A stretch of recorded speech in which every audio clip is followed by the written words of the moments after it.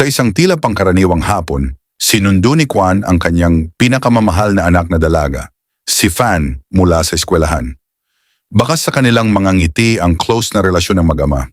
Tumuloy sila sa Knightsbridge upang pumunta sa isang dress shop dahil may bibilhin silang damit para sa isang okasyon. Habang abala si Kwan sa paghahanap ng mapaparadahan, isang motorsiklo ang pumarada sa pagitan ng dress shop at ng katabing bangko. Habang nagmamaniobra si Kwan, aksidente niyang nasagi ang isang sasakyan. Bumaba ang driver nito at nagkaroon sila ng saglit na diskusyon. Ngunit sa isang iglap, nagbago ang takbo ng kanilang mundo. Ang bombang nakatago sa motorsiklo ay biglang sumabog. Ang malakas na pagsabog ay yumanig sa kalsada, winasak ang bangko at pinulbos ang dress shop kung saan naroon si Fan. Tumalsik si Kwan sa lakas ng impact at nagtamo ng mga sugat, ngunit binaliwala niya ang sakit. Sa gitna ng usok at kaguluhan, hinanap niya ang kanyang anak. Sa kasawiang palad, natagpuan niya si Fan na wala ng buhay. Yakap-yakap ng ama ang kanyang anak sa gitna ng mga guho, isang eksenang dudurog sa puso ng sinuman. Matapos ang karumaldumal na atake, isang news station ang nakatanggap ng tawag mula sa grupong nagpapakilalang Authentic ENRA. Inako nila ang responsibilidad sa pagsabog at nagbanta na ito ay simula pa lamang ng serye ng mga pag-atake. Agad na kumilos ang istasyon at inutusang mag-imbestiga ang kanilang mga tauhan upang alamin kung sinong grupo ang nasa likod nito at kung may koneksyon ba ito sa mga dating kilusan. Samantala, sa isang tagong lugar, pinapanood ng 3 miyembro ng Authentic IRA ang balita.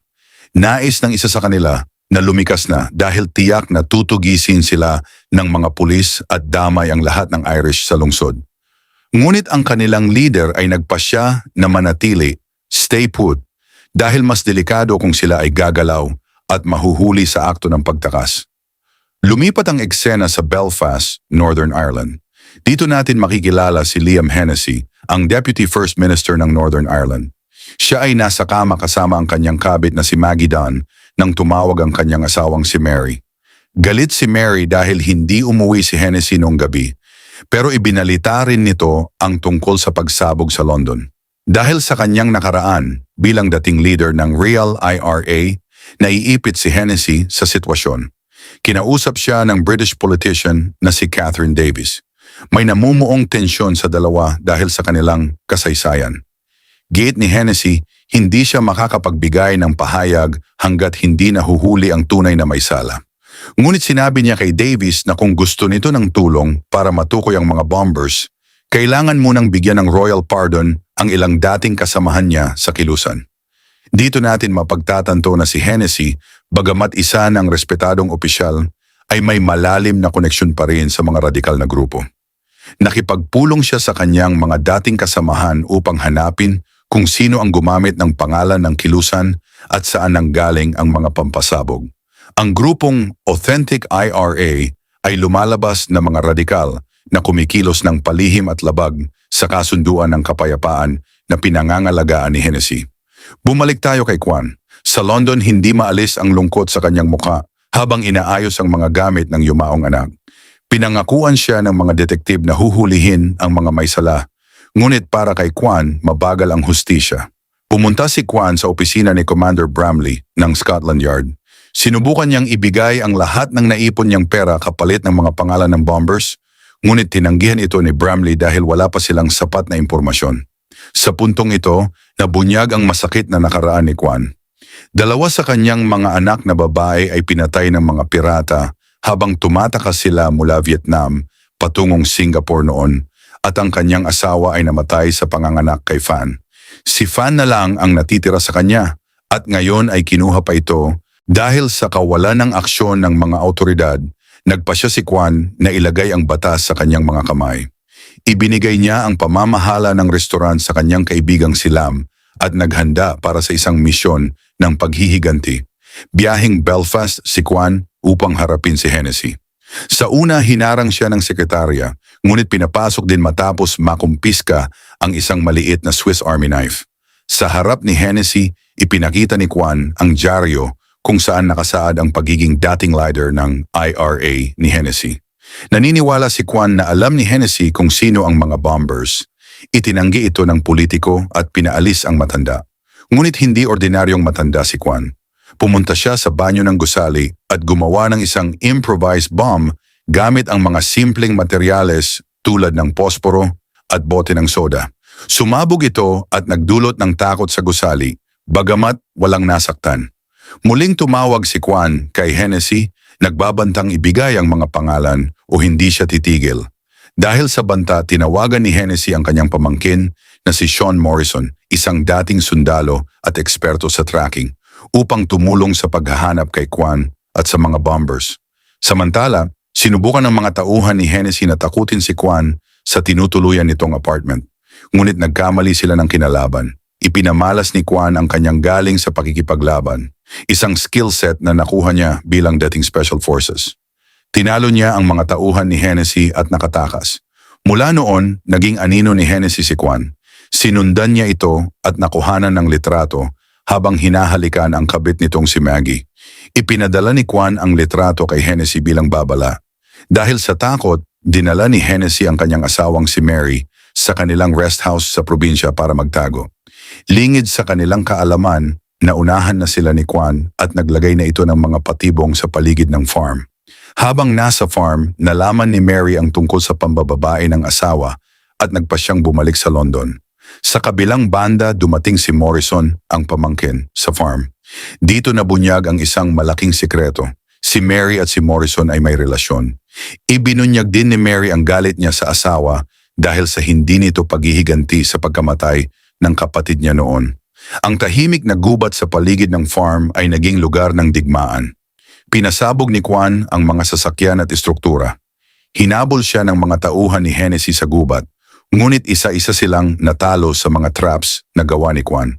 Sa kasamaang palad, natamaan ng bala si Kwan sa balikat. Nagtago siya at ginamot ang sarili gamit ang mainit na kutsilyo para isara ang sugat, isang masakit na proseso na nagpaalala sa kanya ng bangungot sa dagat noong pinatay ng mga pirata ang kanyang pamilya. Bumalik tayo sa London. Ang babaeng kabit ni Hennessy na si Maggie ay nakipagkita sa lalaking nagtanim ng bomba sa motorsiklo. Dito natin malalaman ang katotohanan. Si Maggie ay miyembro pala ng Authentic IRA. Ginamit niya si Hennessy para makakuha ng impormasyon. Muling nagtanim ng bomba ang grupo at sa pagkakataong ito, isang double-decker bus naman ang pinasabog sa tulay na ikinamatay ng 16 na tao. Galit na galit si Hennessy nang malaman ang panibagong pagsabog. Kinausap niya ang kasamahan niyang si Hugh McGrath. Matapos barilin sa binti para magsalita, umamin si McGrath. Ang orihinal na plano ay maliliit na pampasabog lang para sa political leverage. Pero ang radikal na grupo ni na Maggie at Mary, asawa ni Hennessy, ay gustong itudo ang karahasan. Si Mary pala ang utak sa likod ng pagsuporta sa mga bombers bilang ganti sa kahinaan ni Hennessy. Pinatay ni Hennessy si McGrath matapos ang rebelasyon. Sa gubat, natuntun ni Morrison si Kwan. Nagkaroon ng matinding sagupaan ang dalawang magagaling na sundalo. Nanaig ang karanasan ni Kwan. Sa ilalim ng banta ng kamatayan, ibinigay ni Morrison ang mga pangalan ng bombers at ang kanilang lokasyon. Ibinunyag din na isa sa mga bombers, si Patrick O'Reilly, ang responsable sa pagkamatay ni Fan. Agad na kumilos si Kwan, natuntun niya ang hideout ng mga terorista sa London. Nagpangap siyang gas technician para makapasok. Sa loob, isa-isang iniligtas ni Kwan ang hustisya. Sa isang marahas at mabilis na labanan, napatay niya ang mga miyembro ng grupo. Hinarap niya si O'Reilly at sinakal ito gamit ang kurtina hanggang sa malagutan ng hininga. Sugatan naman si Maggie matapos ang barilan. Dumating ang mga pulis at naabutan si Maggie. Sa pamamagitan ng torture, napaamin nila ito tungkol sa huling bomba. Ito ay nakatanim sa laptop ng journalist na si Ian Wood, na lingid sa kaalaman nito ay sasakay sa eroplano kasama ang ilang VI press. Mabilis na kumilos ang pulisya sa airport, nahanap ang laptop at itinapon ito sa isang ligtas na lugar bago sumabog. Walang nasaktan. Upang iligpit ang mga ebidensya at loose ends, pinatay ng mga pulis si Maggie sa utos ng mga nakakataas. Sa huling bahagi ng kwento, tinawagan ni Hennessy si Morrison. Alam na niya ang pagtataksil ng pamangkin at ng asawa niya. Bilang huling utos bago palayasin si Morrison pabalik ng Amerika, ipinapatay ni Hennessy ang sarili niyang asawa na si Mary bilang kabayaran sa kataksilan nito. Walang awang binaril ni Morrison si Mary, ngunit hindi pa tapos si Hennessy.